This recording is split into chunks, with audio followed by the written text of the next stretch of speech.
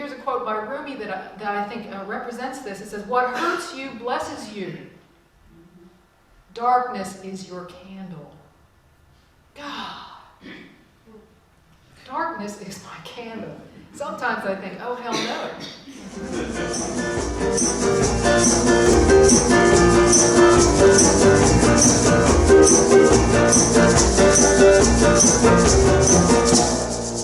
So, on October 15th, I had my left knee joint replaced. So that's why I'm sitting here, in case you don't know that. Probably do from the announcements that have been happening if you've been here, but I'm here. And it's interesting that months ago when I was laying out the schedule for the topics for Sunday lessons, that, this lesson is called Into the Darkness. And it seemed appropriate at the time because here we are with the return to daylight savings time ending, right? And that's what's happened is on September 23rd, we actually celebrated the fall equinox. And on the fall equinox, the daylight and the nighttime was about the same. Not exactly, but it was about the same. And ever since September 23rd, the daylight hours have been getting shorter. And they've been getting shorter. And they've been getting shorter. And they'll continue to get shorter until December 21st. And on December 21st, we'll have the least amount of daylight in the northern hemisphere. And after that, of course, in the cycles of time, the daylight will then start to increase until we come to March. And about March 21st, we're at the spring equinox, back when the daylight and the nighttime light and the night are about the same. And this is the cycle, a natural cycle of how nature works. And don't you know, all of creation adjusts to that. Well, maybe not the two-legged beings like us, but all of creation adjusts to that cycle of more light and less light, more light and less light. But we had to overlay something else on top of it as humans, this idea of daylight savings time. And in fact, the first person to write about it was Benjamin Franklin back in 1784 in an essay he did.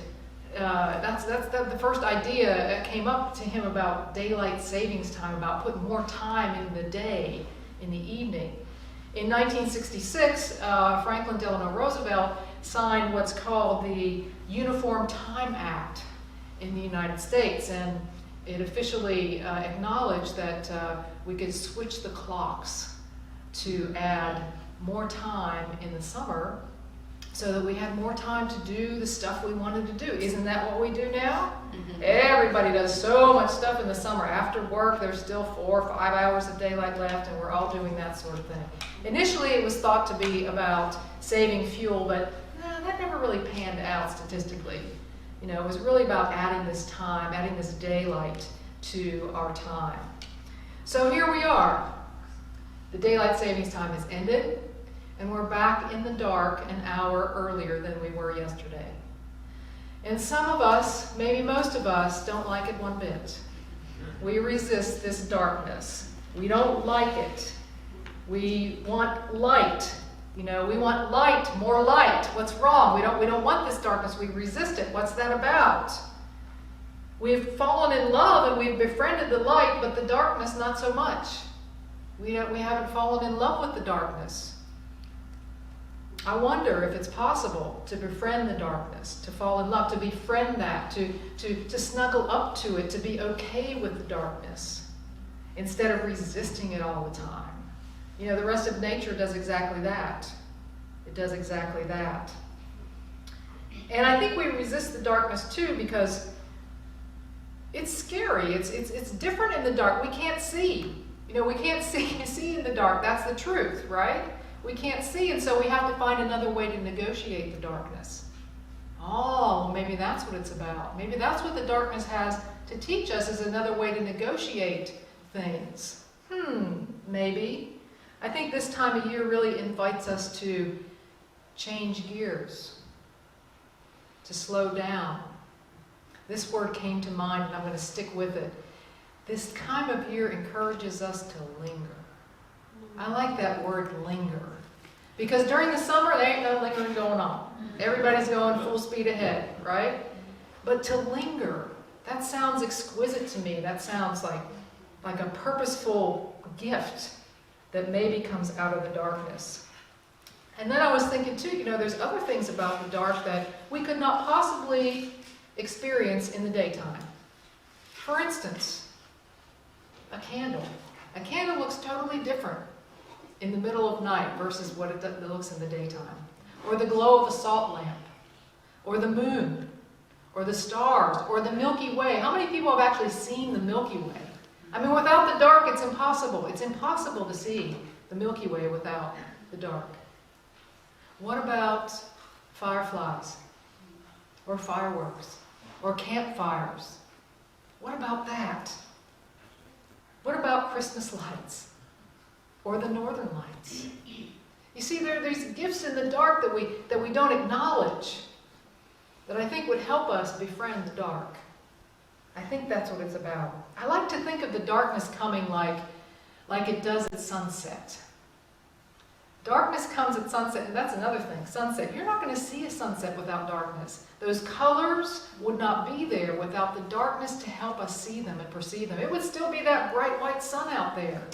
All you have to do is look at pictures of the Antarctica or places where the sun never goes. It's just white. It's just white all the time. So that intimate, that's what I'm trying to engage darkness that way. That intimate spot, that intimate place where light goes and darkness comes, and to appreciate it. That's what I was thinking about. But that's the physical darkness. There's also this metaphysical kind of darkness, which is also, I think, has its gift, has its purpose, has its value. Let me read you this. It's a quote from Mary Oliver that I think is appropriate to the metaphysical nature of darkness, and it's this. Someone I loved once gave me a box full of darkness. It took me years to understand this too was a gift. Have you ever had a box full of darkness handed to you? Yeah, pretty much everybody, right? Darkness is difficulty. God, it's illness, it's surgery, it's divorce, it's relationship break things, it's depression, it's sadness, it's loneliness. God. And when we're there, when we're in that darkness, boy, it's emotional. It can be very emotional. Those of us who aren't emotional, we're just hiding it and pretending. Those of us who are emotional can get lost and totally lost in the loneliness of the emotion of the dark. We feel disconnected, maybe without a foundation. But here's a couple things I wrote down where I think the darkness has a gift. Even those incredibly difficult times, I think they teach us to learn how to survive when things aren't getting any better. Has darkness taught you that? Can you look back and see that, and you remember things just kept getting worse and worse and worse, and still you survived. And still you survived. To find strength, like how would you know, unless that darkness came, that you had the strength to keep on keeping on? Like, I don't know, I don't think we could. Or to be served disappointment and not to be totally crushed by it. To be served up disappointment and to not be totally crushed by it. Oh yes, crushed, but not totally crushed by it. To find a glimmer of resolve deep in yourself and to realize that it was there. Oh, gone. That's what darkness has to teach us, I think. But we wouldn't know. We wouldn't know unless it visited, so I think we need to learn to befriend it. Oh, not to invite it in as an old friend, but to know when that it shows up that we're going to be okay. That this is part of the fabric of our life. This is how it works. We don't go on in light all our lives. We have the darkness descend. It's not fun, but how many of you have said, in the darkest of times, after you'd gotten through, after maybe many years later, as Mary Oliver said, when you said, man, I wouldn't wish that on anybody but, and you filled in the blank. And you know that it taught you something about yourself. It taught you something about your friends. It taught you something about the meaning of life. It taught you something you could not have learned unless you had traversed through that darkness. That's the truth, isn't it? You're nodding your heads, you know that. There was something learned. Here's a quote by Rumi that I think represents this. It says, "What hurts you blesses you. Darkness is your candle." God. Darkness is my candle. Sometimes I think, oh, hell no. But always, we don't have control over the box of darkness that happens to drop in our lap. We also like to think there's an end to darkness. We think, all right, take care of this darkness, I'll be on the other side of light. But nature tells us, no, that's not what happens. Darkness and light come in cycles. And it's up to us to negotiate, to find us a different way to negotiate that darkness. It's the fabric of our life. It is the fabric of our life. We don't need to avoid it. We need to negotiate it, to recognize it, to get this kind of place with it, to get to the place of, hello darkness, my old friend. I've come to talk with you again. Yeah? Here you are. I recognize you. It means I'll be sad. It means there'll be pain. It means I'll question myself. I don't have to have a stiff upper lip. I can ask for help. It'll be hard. But here you are. And I know you. I know you. And just like that darkness that comes in that intimate moment at sunset, that darkness is dispelled by that same intimate moment in sunrise. When the light returns, and the light comes back on, and through that dark night, there is light once again. That's the cycle. So, I've been handed my own box of darkness. I was very prepared for this knee surgery. If you were here on October 13th, you heard about I was prepared mentally, emotionally, physically, and spiritually. I was ready to go. Renee and I had a plan. We had found out all the things that didn't work out when I had my hip surgery. We talked to the anesthesiologist. We had everything covered. I'm telling you, we had the nausea meds before I was nauseated, all right? We had it all set up. And as so happens, when darkness comes, your plans are just out the window. So the surgery went wonderfully. Everything was great. Came home, had surgery on Tuesday, came home on Wednesday. My first PT session was Friday. Made it to physical therapy, had a nice evaluation. People were gathered around this place where I went. I knew the people, and one girl came in, she wasn't even working that day. You know, they were so excited to support me, and I felt so supported by Olivia and Renee and everyone at PT. She gave me the exercises to do, and over the weekend I was able to do them. And I noticed under the bandage there was this bump starting there. I'm like, dang, what is this? Something happening under here. It was starting to hurt and itch and stuff, and so I went to my PT on Monday. And they have this aqua bandage so that you can shower, which is great, right? You don't have to worry, you can shower. Well, the aqua bandage needed to come off because they were going to change the dressing and check out whatever this thing was. Well, the aqua bandage comes off. I didn't look. Pictures were taken. Olivia. Not put on Facebook, by the way. And there was a huge blister. They said the size of a nickel. I said it had to be a quarter. And it just burst, and it was all over the place. So the box of darkness started. Something unexpected. Was afraid to do too much PT. Called the surgeon's office, put a bandage on, an ACE bandage, and we'll deal with it like that. All right, we'll do that. Came to next PT on Wednesday. All right, had a good PT session. No, okay, it's not looking bad, not looking bad. By the time I came to PT on Friday, the thing had ballooned.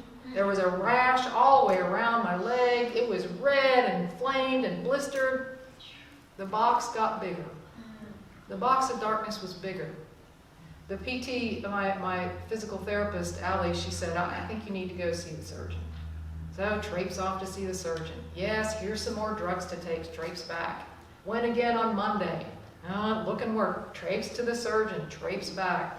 It was very difficult. I was very discouraged. It was a big box of darkness.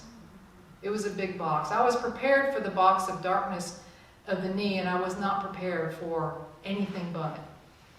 But that's what I had. And it was hard. It was hard because that wasn't my story. My story was not that. My story is that it would have gone much smoother than that. My drug cocktail went from Tylenol and oxycodone to include Benadryl and Celebrex and an antibiotic. I was just out of it. I was out of it, and you know, for 2 weeks, instead of my knee getting better, it got worse. I felt like I was in the box. I felt like I was in the box of darkness for 2 weeks. It was dark and I was drugged. And everybody around me was encouraging me. And it was dark and I was drugged. I wanted to avoid it. I wanted to say so many times, if only this rash wouldn't have come, I would be so much further along. Yeah, right. How far along did that get me? Well, that wasn't what was happening. I caught myself the best I could. I tried to listen to people who were encouraging me. I tried to accept the cards and the greetings that came and really feel them, but it was hard. I realized in this box of darkness that when I'm on the drugs, when I had that in my system from taking nothing to taking 6 or 7, that I couldn't find my center. I was lost. And I felt very discouraged. And I felt discouraged, even in the midst of all that. When we started weaning off the drugs is when I started to find my center again. And so what this darkness taught me was, these teachings that we have here are great when your mind and body are healthy and whole. And when things are a little haywire, it's hard. And I think the people around me did exactly what I would do, and that is to continue to love me, even in my irrationality, to continue to have the good vibe, to wait and be patient for me to arrive back to that place of centeredness. When I was finally able to read in one of my daily readings today from Suzanne Giesman,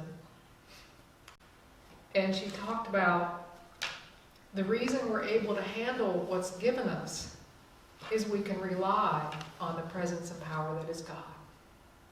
And when we need that, we simply need to ask for it. We simply need to say, love, fill me now. Joy, fill me now. Healing light, fill me now. Help me. I need your help. I want your help. I can't do it myself.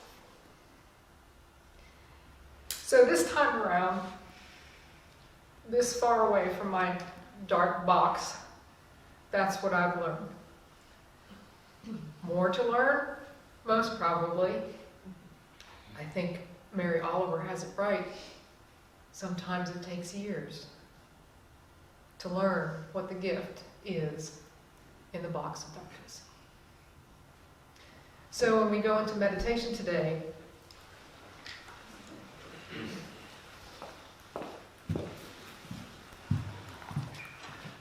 I guess we can be still and learn to trust. And the more we practice trust when we're coherent, maybe the easier we'll reconnect it with it when we're out of sorts. And to know that that power and presence, that love, that vibration of oneness, that unlimited potential for healing and wholeness is always available. Always. It is we who get sidetracked, we who get separated from that thought, from that truth. And so let's, during this meditation, invite it in. Invite it in now. Breathing in and breathing out. Surrendering to it, trusting it, and accepting love.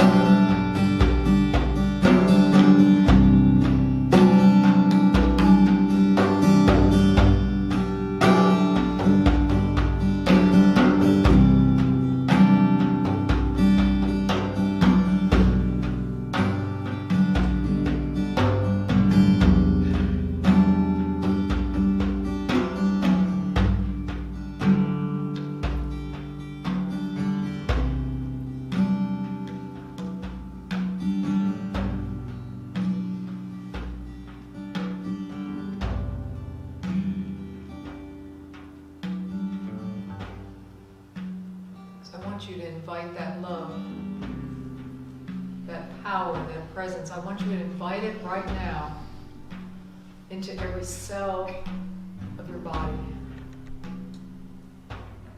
To invite the vibration of wholeness, vitality, and strength into every cell, into every part. I want you to invite it in. See it move. Let it carry you. Let it be your strength. Let it be how you live. Invite it in. Feel it. Appreciate it. Know that it is always available to you.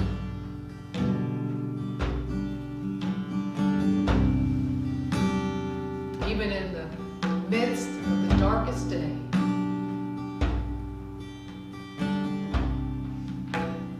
Find that glow, find that spark, and invite it in.